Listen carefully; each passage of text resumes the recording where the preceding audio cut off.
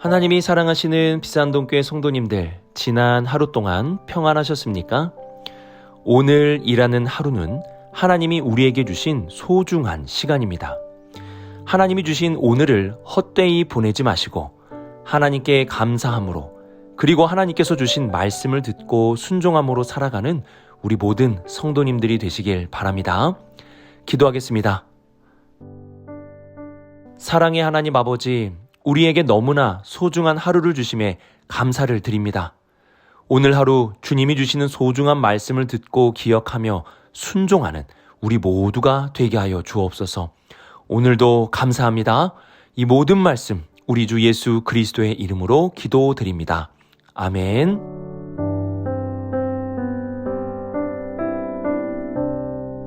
오늘 우리에게 주시는 하나님의 말씀은 이사야 29장 9절에서 14절까지 말씀입니다. 하나님의 말씀을 함께 읽겠습니다. 너희는 놀라고 놀라라. 너희는 맹인이 되고 맹인이 되라. 그들의 취함이 포도주로 말미암음이 아니며 그들의 비틀거림이 독주로 말미암음이 아니니라. 대저 여호와께서 깊이 잠들게 하는 영을 너희에게 부어주사 너희의 눈을 감기셨음이니 그가 선지자들과 너희의 지도자인 선견자들을 덮으셨음이라. 그러므로 모든 계시가 너희에게는 봉한 책의 말처럼 되었으니 그것을 글 아는 자에게 주며 이르기를 그대에게 청하노니 이를 읽으라 하면 그가 대답하기를 그것이 봉해졌으니 나는 못 읽겠노라 할 것이요. 또 그 책을 글 모르는 자에게 주며 이르기를 그대에게 청하노니 이를 읽으라 하면 그가 대답하기를 나는 글을 모른다 할 것이니라. 주께서 이르시되 이 백성이 입으로는 나를 가까이 하며 입술로는 나를 공경하나 그들의 마음은 내게서 멀리 떠났나니 그들이 나를 경외함은 사람의 계명으로 가르침을 받았을 뿐이라. 그러므로 내가 이 백성 중에 기이한 일 곧 기이하고 가장 기이한 일을 다시 행하리니 그들 중에서 지혜자의 지혜가 없어지고 명철자의 총명이 가려지리라. 아멘.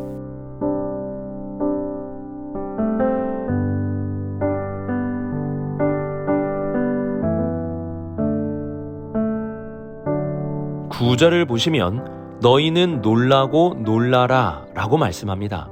성경에서 놀라다는 것은 긍정적인 의미와 부정적인 의미가 있습니다. 긍정적인 의미로는 하나님이 행하시는 신비한 구원의 역사를 보며 놀라는 것이 있고, 부정적인 의미로서는 하나님의 심판으로 인하여 놀라는 것이 있습니다.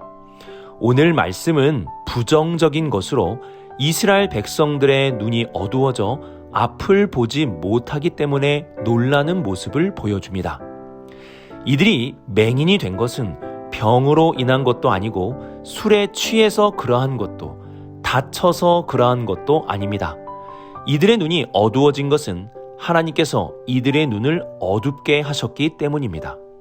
10절을 보시면 대저 여호와께서 깊이 잠들게 하는 영을 너희에게 부어주사 너희의 눈을 감기셨으니 라고 말씀합니다. 하나님은 백성들의 눈뿐만이 아니라 지도자인 선견자들의 눈도 보지 못하게 덮으셨습니다. 여기서 맹인이 되게 하셨다는 것은 실제의 눈을 어둡게 하셨다는 뜻이 아닙니다. 여기서의 어둡게 하신 눈은 영적인 눈을 의미합니다. 11절의 말씀과 같이 하나님의 뜻과 말씀을 나타내는 모든 계시가 봉한 책으로 되어버리는 것입니다. 계시는 밝히 보여주는 것을 의미합니다. 그러나 하나님이 이들의 영적인 눈을 어둡게 하셔서 하나님이 보여주시는 것을 볼 수 없게 하신 것입니다. 이처럼 하나님은 이들의 눈을 어둡게 하셨습니다. 하나님의 말씀을 보아도 깨닫지 못하고 들어도 알지 못하게 하신 것입니다. 본래 하나님은 자신의 뜻과 말씀을 우리에게 계시로 밝히 보여주시는 분이십니다. 그러나 우리가 꼭 알아야 할 것이 있습니다. 그것은 하나님의 계시된 말씀과 음성을 듣고도 지속적으로 거부한다면 결국 하나님께서 우리의 눈을 어둡게 하신다는 것입니다. 하나님은 모든 자들에게 계시해 주시는 분이시기도 하지만 지속적으로 거부하는 자들에게는 어둡게 하시는 분이시기도 합니다. 하나님의 말씀에 대해서 처음에는 내가 듣지 않고 내가 거부할 수도 있지만 지속적으로 우리가 거부한다면 하나님이 듣지 못하게 하시고 하나님이 내 눈을 어둡게 하실 수도 있습니다. 우리는 이러한 하나님의 말씀을 기억하면서 오늘 들려주시고 보여주시는 말씀의 소중함을 잊어서는 안 됩니다. 내가 오늘 듣지 않고 거부한다면 내일도 거부할 수 있게 되고 앞으로도 지속적인 거부를 할 수 있게 됩니다. 오늘 듣지 않는다면 결국 하나님께서 듣지 못하게 하시는 결과를 초래할 수도 있는 것입니다. 예수님도 4가지 밭의 비유를 통해서 우리가 하나님의 말씀을 즉시 받지 아니하면 사탄이 와서 그 씨앗을 먹어버린다는 사실을 말씀해 주셨습니다.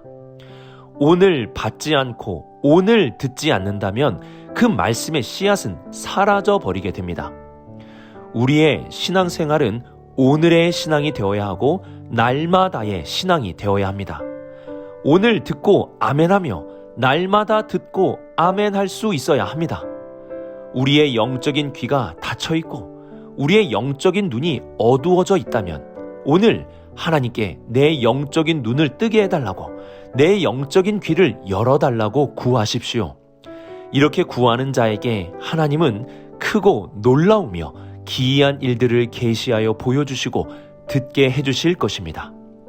오늘을 소홀히 여기지 마시고 오늘 주시는 하나님의 귀한 말씀을 보며 들을 수 있는 우리 모든 성도님들이 되시길 주님의 이름으로 축복합니다.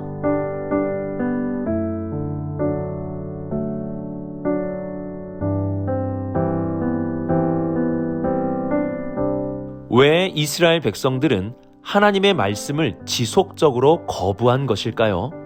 13절 상반절 말씀을 보시면 주께서 이르시되 이 백성이 입으로는 나를 가까이하며 입술로는 나를 공경하나 라고 말씀합니다. 이들은 하나님을 거부하지 않았습니다. 입으로는 가까이 했고 입술로는 하나님을 공경한다고 말하였습니다. 중요한 것은 입이 아닙니다. 13절 하반절을 보시면 입으로 이들이 그렇게 말했지만 마음은 내게서 멀리 떠났나니 그들이 나를 경외함은 사람의 계명으로 가르침을 받았을 뿐이라고 말씀합니다. 이들의 입은 하나님께 가까이 있었지만 마음은 멀리 있었습니다. 또 하나님은 이스라엘 백성들이 사람의 계명으로 가르침을 받았을 뿐이라고 말씀합니다. 여기서의 사람의 계명은 무엇을 의미하는 것일까요? 13절에 대한 다른 번역서들을 보면 사람의 계명에 대해서 이렇게 번역을 하였습니다. 새 번역에서는 다만 들은 말을 흉내내는 것일 뿐이다 라고 했고, 공동 번역에서는 사람에게서 배운 관습일 따름이다 라고 했고, 현대인의 성경에서는 사람의 가르침이나 규정에 얽매여 있다고 번역하였습니다. 이를 정리해보면 사람의 계명이라는 것은 형식과 습관화를 의미합니다. 예배를 드리는데 습관적으로 드리는 것입니다. 형식적으로 주의를 지키는 것, 그 이상도 그 이하도 아닌 것을 의미합니다. 이스라엘 백성들은 하나님께 찬양을 부르지 않았던 것이 아닙니다. 이들은 찬양을 입술로는 불렀습니다. 그러나 그들의 마음은 하나님과 멀리 있었습니다. 이들이 제사나 예배를 드리지 않은 것이 아닙니다. 이들은 예배를 드렸습니다. 그러나 형식적으로 습관적으로 드릴 뿐 그 안에는 어떠한 진심과 정성도 담기지 않았습니다. 우리는 13절 말씀을 묵상하며 나의 신앙생활을 돌아보아야 합니다. 나는 입술로는 하나님을 찬양하지만 마음으로는 하나님과 멀리 있지는 않습니까? 나의 예배 생활은 형식적으로 습관적으로만 드리지는 않습니까? 하나님은 우리의 마음을, 우리의 중심을, 우리의 진심을 원하십니다. 이스라엘 백성들은 입술로만 그리고 형식적으로만 하나님께 나아갔습니다. 그 결과 하나님의 말씀을 듣지 못했고 하나님의 계시를 보지 못하였습니다. 중심을 다하지 않는다면 하나님의 말씀을 들을 수 없고 하나님의 계시를 볼 수도 없는 것입니다. 단 10분이라도, 단 1분이라도, 단 한 번만이라도 우리의 중심을 다한 예배와 고백을 하나님께 올려드릴 수 있는 우리 모든 성도님들이 될 수 있기를 바랍니다.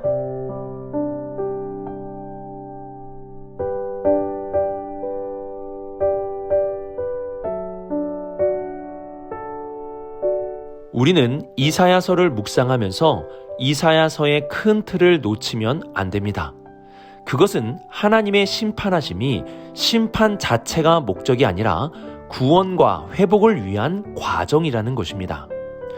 하나님은 지속적으로 거부하는 이들의 눈을 어둡게 하셨습니다. 보지 못하게 하셨고 듣지 못하게 하셨습니다. 그 결과 하나님의 심판을 받아 바벨론의 포로로 끌려가게 되었습니다. 그러나 이것이 하나님의 역사의 끝이 아닙니다. 14절을 보십시오. 기이한 일을 무려 3번이나 반복하며 말씀하고 있습니다. 여기서 기이한 일은 하나님이 이루시는 놀라운 구원의 역사를 의미합니다. 이스라엘 백성들은 하나님의 음성을 듣지 않고 자신의 지혜를 의지하며 애굽을 비롯한 여러 나라들의 도움을 구하려 하였습니다. 그러나 그 모든 것은 결국 수포로 돌아갔습니다.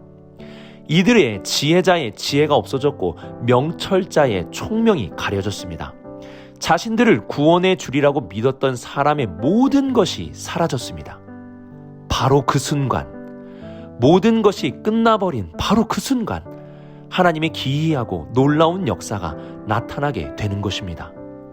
모든 것을 잃어버리는 순간 하나님은 이스라엘을 버리지 않으시고 이들에게 기이한 일들을 보여주시고 이루어 주셨습니다.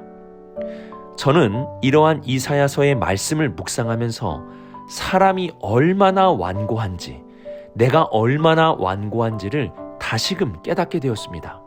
모든 것을 잃어버려야지만 하나님의 기이한 일을 볼 수 있는 것이 바로 우리의 완고함입니다. 더 무서운 것은 잃어버리고도 끝까지 거부하는 자들도 있다는 것입니다. 이 정도면 깨닫고 돌아올 것 같지만 이 정도면 영적인 눈을 뜨고 귀를 열어보고 들으려고 할 것 같지만 오히려 더 완악해지는 사람들도 있습니다. 깊은 수렁에서 건져주시는 하나님의 은혜도 감사하지만 깊은 수렁에 빠지기 전에 하나님의 음성을 듣고 하나님의 계시를 볼 수 있어야 합니다. 우리의 완고함을 벗어내야 합니다. 하나님을 향하여 마음을 여시고 하나님의 말씀을 받아들여야 합니다. 하나님은 깊은 수렁에서도 우리를 건지시는 분이시지만 완고하지 않고 겸손함으로 살아가는 자들에게는 한량없는 복을 주시는 분이기도 합니다. 오늘의 말씀을 묵상하며 오늘 주시는 하나님의 말씀을 아멘으로 받아들일 수 있기를 바랍니다. 이와 함께 우리의 신앙생활이 입만 하나님과 가깝고 마음은 하나님과 멀지 않은지, 형식과 습관화의 신앙이 아닌지 스스로 돌아볼 수 있기를 바랍니다. 하나님은 우리의 중심과 진심을 원하십니다. 마지막으로 깊은 수렁에서 건져주신 하나님의 은혜와 함께 깊은 수렁에 빠지기 전에 하나님의 말씀을 들을 수 있는 겸손한 우리가 될 수 있어야 합니다. 오늘은 내일을 살지 못한 이의 소망의 날이다 라는 말이 있습니다. 오늘을 감사하시고 오늘 주신 말씀을 듣고 오늘 우리의 신앙생활을 돌아볼 수 있는 우리 모든 성도님들이 될 수 있기를 주님의 이름으로 축복합니다. 기도하겠습니다. 사랑이 많으신 하나님 아버지, 오늘을 허락하시고 우리에게 오늘이라는 가장 귀한 시간을 주심에 감사를 드립니다. 오늘 주신 말씀을 듣고 깨닫게 하여 주시고 우리의 영적인 눈과 귀를 열어 주옵소서. 우리의 신앙생활이 형식이 아닌 진심의 신앙이 되게 하여 주시고 완고함이 아닌 부드러운 겸손한 마음을 가지고 살아가게 하여 주시옵소서. 오늘 하루도 주님 앞에 부끄럽지 않는 주님이 기뻐하시는 삶을 살아가겠습니다. 이 모든 말씀 우리 주 예수 그리스도의 이름으로 기도드립니다. 아멘.